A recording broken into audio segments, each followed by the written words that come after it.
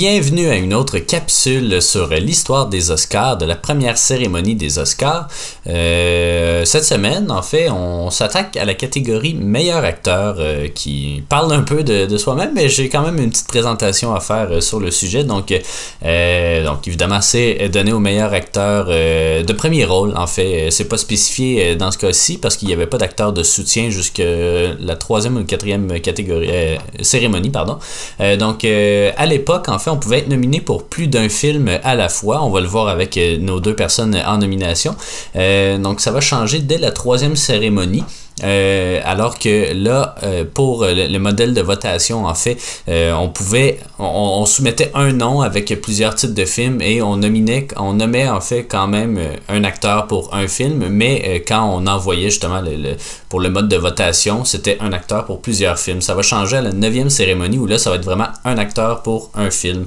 Donc ça change pas grand chose dans les faits, là, mais petite subtilité là, pour ceux qui ont des tocs ou qui veulent que les choses soient dites comme elles le sont. Petite statistique un peu, parce qu'il n'y a pas grand chose à dire sur la catégorie. Donc, Daniel Day-Lewis est celui qui a reçu le plus de prix dans cette catégorie avec 3. Spencer Tracy et Laurence Olivier détiennent le record du plus de nominations avec 9. Et Peter O'Toole est celui qui a eu le plus de nominations sans avoir remporté un prix avec 8 nominations. James Dean est le seul acteur qui a été nommé de façon posthume à plus d'une occasion pour 2 films donc. 2 films, j'imagine, dans la même année vu que soit dans la même année, ouais, mais des fois il y a toujours des délais dans les sorties s'il sort à la date. Mais pas quelque chose comme de 20 ans plus tard ou c'était près de la date quand même là. Ouais, c'est ça. C'est pas faire une chanson avec Whitney Houston. Non, exactement. C'est bon. Le plus jeune récipiendaire est Adrian Brody pour The Pianist avec 29 ans et le plus vieux est Henry Fonda avec 76 ans. Le plus jeune nommé est Jackie Cooper à l'âge de 9 ans seulement et le plus vieux est Richard Farnsworth à 79 ans. Il est mort l'année suivante en fait pour un film de David Lynch si je me souviens bien. Donc, seulement 2 nominés dans cette catégorie-là, parce que la troisième personne était Charlie Chaplin qu'on a retiré. Il y a Emil Jannings qui a remporté d'ailleurs le prix et Richard Barthelmess. Donc, on peut y aller peut-être avec Emil Jannings qu'on avait déjà vu, dont on a déjà parlé aussi dans l'épisode sur le meilleur scénario original. Donc, pour les films, en fait, The Last Command et The Way of All Flesh. Oui, c'est ça. Ben, dans le fond, on a déjà parlé de The Last Command pour le scénario. The Way of All Flesh, c'est un film qui est introuvable, là, donc je sais pas s'il y avait d'autres nominations, le film. Non, il n'y a pas d'autres nominations, mais on a vu 2 extraits. En fait, il y a 2 extraits qui subsistent encore aujourd'hui. Peut-être tu peux parler du film, puis après ça, on parlera de nos impressions. Oui, certainement. Ben, dans le fond, je commence par le résumé du film. Ou l'affiche. Oui, ben parfait. Donc, je vais y aller premièrement avec The Way of All Flesh, justement, parce que The Last Command, je vais en parler vraiment moins longtemps.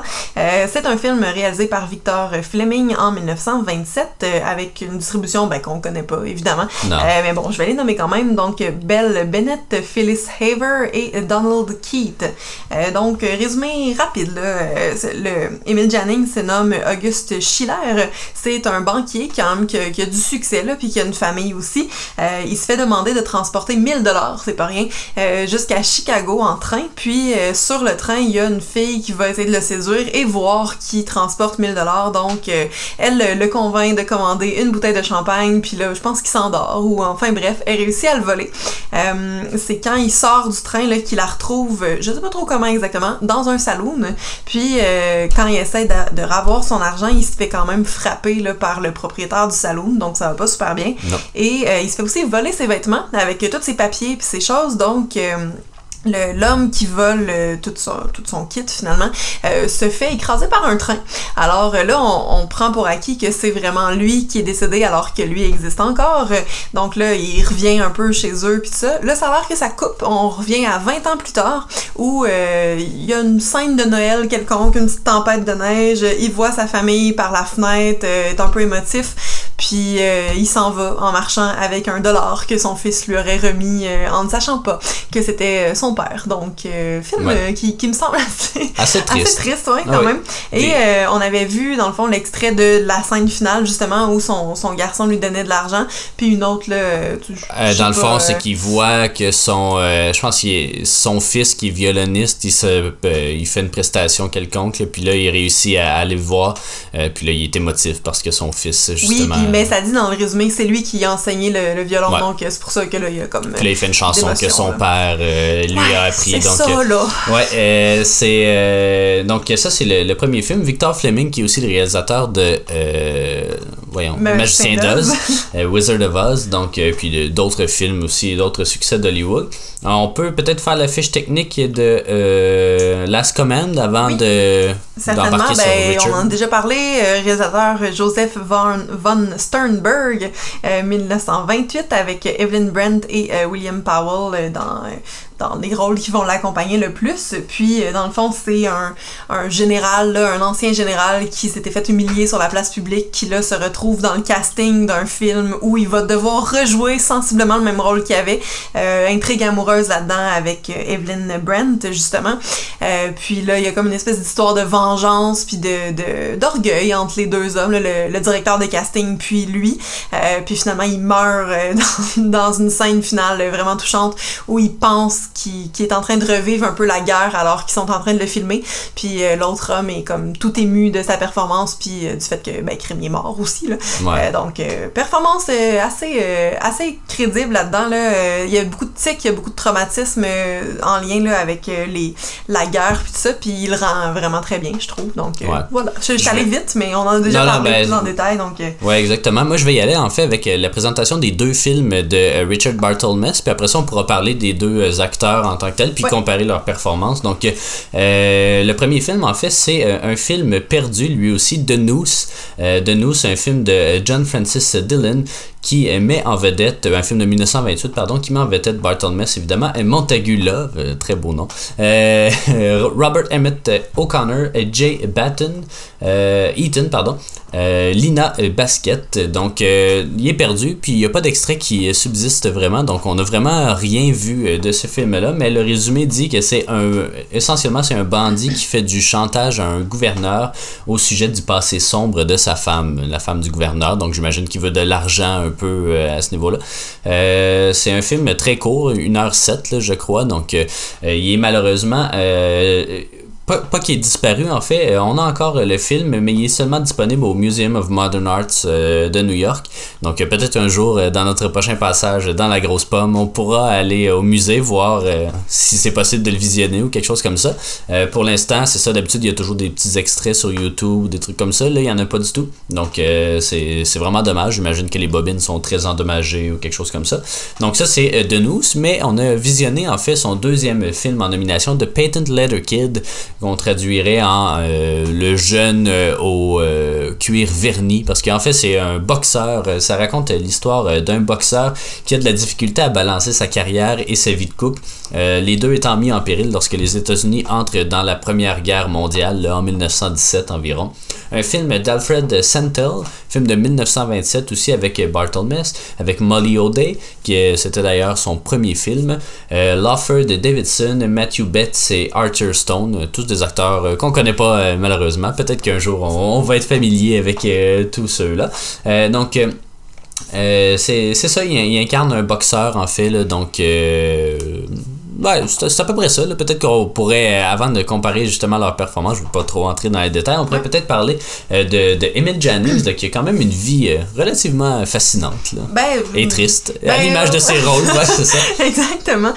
Donc, Emil Jannings est né en 1884 et est décédé en 1950. C'était un Allemand, puis c'est encore aujourd'hui là, le seul Allemand à avoir remporté le score du meilleur acteur.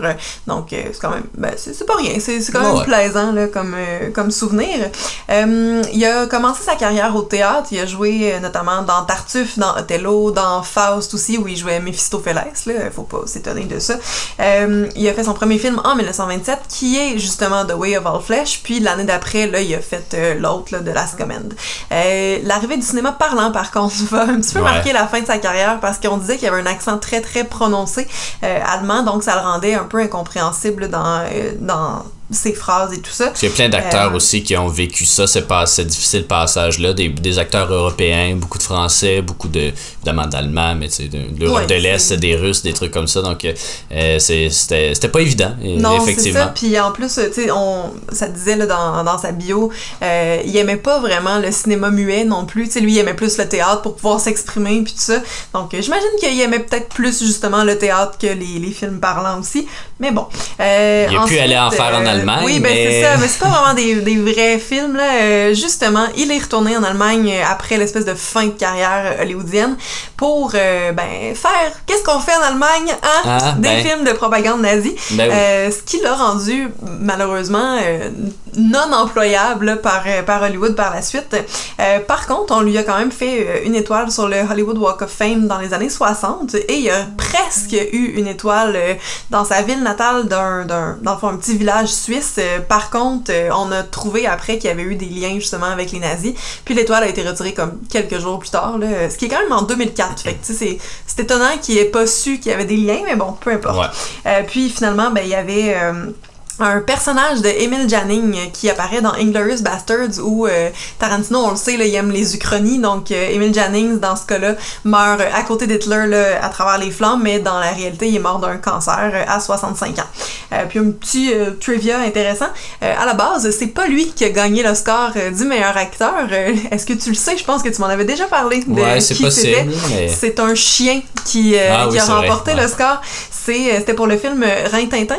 C'est le chien, j'imagine que c'est ça son nom. Puis l'Académie craignait par contre ne pas être prise au sérieux avec cette nomination-là, avec raison. Donc le premier Oscar de meilleur acteur a été décerné à un homme finalement, mais il était runner-up, là, donc le deuxième après le Pitou. Faudrait regarder ce film-là. Je sais qu'il y avait Julien Bernatchez là, qui parlait beaucoup du chien dans The Artist. Ouais. Donc voilà. Et puis son Oscar est maintenant présenté au Berlin Film Museum, puis tu me disais aussi qu'il n'était pas présent à la cérémonie. C'est le premier à avoir fait un no-show, parce que dans le fond, c'est ça, les gagnants ont été annoncés 3 mois avant la cérémonie, donc lui a demandé à ce qu'on lui donne son Oscar d'avance parce qu'il devait retourner à Berlin, donc c'est le premier no-show, disons, des Oscars, et également le premier à recevoir la statuette, quelques semaines, je crois, là, avant la tenue de la cérémonie, donc fait intéressant. Je peux peut-être parler de Richard Barthelmess. On va pouvoir y revenir parce qu'il a été nominé pour un autre film également, mais donc né en 1895 et mort en 1963. Il a joué dans Broken Blossom de D.W. Griffith, là, donc La fierté de la nation et tout, et Way Down East du même réalisateur. C'est ça qui va le faire connaître. Barthelmess, c'est également l'un des fondateurs de l'AMPAS, donc l'Academy of Motion Picture Arts and Science. Dans les années 20, il était l'un des sex symboles d'Hollywood. Ça paraît quand même un peu dans le film. Parce que c'est ça, il est quand même vraiment joli, là. Ouais. Il y a un petit charme côté bad boy et tout. Ouais. Contrairement à plusieurs autres acteurs, Barthelmess a persisté avec l'arrivée du son dans des films comme Son of the Gods, The Dawn Patrol, The Last Fight et The Cabin in the Cotton. Mais quand il y avait le choix, il aimait jouer dans des films controversés ou des films engagés socialement. Par contre, sa popularité s'est tarie dans les années 1930, possiblement parce qu'il devenait trop vieux pour jouer justement des jeunes playboys. Il a pris sa retraite en 1942, donc à peu près 20 ans avant de mourir. Mais l'un de ses derniers films, Only Angels Have Wings, qui est un critérium d'ailleurs, lui amènera une certaine notoriété. Durant sa retraite, il va s'enrôler dans l'armée durant la Deuxième Guerre mondiale, puis il possède lui aussi son étoile sur le Walk of Fame. Donc on pourrait maintenant comparer un peu les deux performances, chose qu'on a oublié de mentionner avant de d'entrer, ben, tu l'as mentionné un petit peu, là, mais avant d'entrer, justement, c'est le rôle qu'ils ont joué dans leur film. Donc, Emil Jannings, lui, pour The Last Command, il jouait le grand-duc Sergius Alexander. Et pour Ways of All Flesh, il jouait évidemment August Schilling, tu l'as mentionné. Oui. Richard Barthelmess, lui, il jouait Nicky Elkins dans The Noose. Et dans The Peyton Letter Kid, il jouait The Peyton Letter Kid. Ouais, parce qu'on l'appelle jamais d'une autre façon, vraiment. Même sa blonde l'appelle Kid. Ouais, c'est gratifiant. C'était masculin. Non, mais donc, en comparant ces deux performances-là, là, toi, est-ce que tu crois que l'Oscar a été remis à la bonne personne? Ben écoute, je vais y aller avec un fort oui là-dessus. C'est sûr qu'on n'a pas réussi à voir l'autre, là, The Way of All Flesh. Par contre, juste les petits extraits qu'on a vus, ça montrait déjà quand même une certaine sensibilité. Il y a vraiment le profil de l'emploi pour jouer des rôles tristes. De gros gaillards, oui, c'est ça qui... Mais il ressemble un petit peu, là, ceux qui ont regardé Game of Thrones, il ressemble vraiment à Davos, qui était, je me rappelle même plus. à la limite à, comment il s'appelle, Hodor. Ah! Ouais, mais c'est vrai qu'il est quand même massif, mais tu sais, c'est ça, c'est un grand-père chaleureux, là, avec des grosses mains, puis tu sais, c'est un vrai homme, puis bon. Puis je trouvais que ces deux performances, la courte qu'on a vue puis l'autre, sont vraiment convaincantes, sont vraiment bonnes. Comme je parlais tantôt, justement, ses tics, ses traumatismes, sa tête tremble tout le temps dans The Last Command. La dernière scène, elle est incroyable. Puis on n'a pas tant... il y a pas... je me rappelle pas vraiment, mais j'ai l'impression, dans mes souvenirs, qu'il y a pas vraiment de changement au niveau du son, où, tu sais, on reste dans le studio, on reste dans le décor, puis tout ça, mais c'est vraiment lui qui nous fait croire qu'on y est rendu, là, en plein champ de bataille. Des performances qui sont, c'est ça, très, très convaincantes, très à point, puis je trouve que oui. Je pense que... le kid, dans le fond, il était vraiment bon dans son rôle. Par cette contre, performance un peu plus physique, là, tu sais, de la boxe, de la guerre. Ouais, mais c'est ça, tu sais, moins émotive, émotionnelle, justement. Tu sais, c'est un peu à la fin, un mais... petit Rocky, là, mais qui s'en va en guerre. Ou Raging Bull, disons. Ou Raging Bull, bon, c'est ça. Mais oui, moi, je suis bien d'accord que l'Oscar a été décerné à la bonne performance. Puis toi? Ouais, ben, moi aussi, là, sans répéter tout ce que tu as dit, je vais peut-être parler un peu de Richard Barthelmess, parce que c'est ça, il livre quand même une bonne performance. C'est un film quand même long, Peyton Letter Kid, là, 2h09, puis bon, c'est sûr, on a trouvé des trucs pour être rendu investi dans le film, mais c'est tu sais, sa performance est quand même assez convaincante, là. Justement, il y a ce petit look de bad boy là, ce petit cockiness. Quasiment un espèce de James Dean. Il a ses cheveux toujours avec du gel. C'est il ça. s'accote sur des clôtures pour parler aux filles. C'est vraiment... Tu sais, il est quand même assez convaincant. J'aurais aimé ça de voir dans The Noose. Peut-être que, justement, là, il y a pas le même type de rôle, mais bon, on peut pas savoir. Alors que Emil Jannings, dans ces deux films, il a l'air d'avoir sensiblement le même rôle. C'est-à-dire d'un homme déchu, défait et tout. Donc, non, je crois qu'Emil Jannings a été un très bon choix de l'Académie, même si Rin-Tin-Tin peut-être le mérite davantage. Mais j'ai pas vraiment regardé. Est-ce que Rin-Tin-Tin apparaissait dans les nominations à côté des... Non, malheureusement. Une chance. Donc, voilà. Donc, oui, moi, je suis d'avis, là. Puis, d'ailleurs, Last Command, c'est vraiment un film, là. Tu sais, peut-être Little Kid, c'est bon, mais c'est oubliable, disons, là. Last Command, c'est vraiment un film qui mérite d'être vu, là. Au moins une fois, c'est un film... Outre la performance de Jannings, c'est une belle histoire. Mais ça parle de cinéma, nous, on est convaincus facilement. Peut-être juste expliquer nos trucs, parce que là, j'ai l'impression... Non. On fera pas ça, mais j'aimerais terminer, en fait, cette capsule-là en parlant, en fait, de Charlie Chaplin, qui devait être nominé à l'origine dans cette catégorie-là et qui ne l'a pas été, parce qu'on lui a remis un prix honorifique, un Special Awards, en fait. Est-ce que tu crois que Chaplin aurait mérité de gagner comme meilleur acteur pour son personnage du Charlot, mais de Tramp? Honnêtement, pas tant, parce que tous ces personnages sont pas mal les mêmes. C'est tout le temps Charlot, justement, qu'on remet dans plusieurs autres contextes. C'est sûr que c'était bon, c'est une belle performance, surtout physique, là, quand il fait une espèce de casse-noisette là, dans un manège animé. Mais tous les films se valent, j'ai l'impression, tu sais, ça sera pas différent d'un autre, fait que je suis quand même contente que ce soit Jannings qui l'ait eu. Je te dis pas que pour un autre film de Chaplin, ça pourrait pas être différent, mais tu sais, il était excellent le film, mais je pense pas que c'est différent de ce qu'il fait habituellement. Donc, je pense, tu sais, c'est correct. Je suis pas fâchée. Je suis pas fâché non plus, mais je pense qu'il aurait été vraiment serré avec Jennings parce que vraiment, Charlie Chaplin, oui, c'est toujours le même personnage, puis c'est effectivement là où il aurait perdu des points, mais sans Charlie Chaplin, il n'y a pas de film, là, en fait. Là. Sans ce personnage-là, le film, il prend pas de sens, ou en tout cas, je sais pas qui, peut-être Harold Lloyd ou Buster Keaton aurait pu faire un type de personnage comme ça. Mais non, ça aurait été un close call, selon moi, mais je suis pas fâché que ce soit Jennings qui l'ait remporté finalement.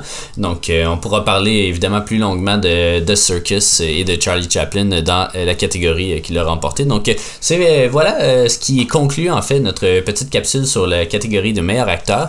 Donc merci de nous avoir écoutés et puis c'est ça, on se retrouve pour une prochaine capsule qui va porter en fait sur les meilleurs intertitres. Donc à la prochaine et merci de nous avoir écoutés.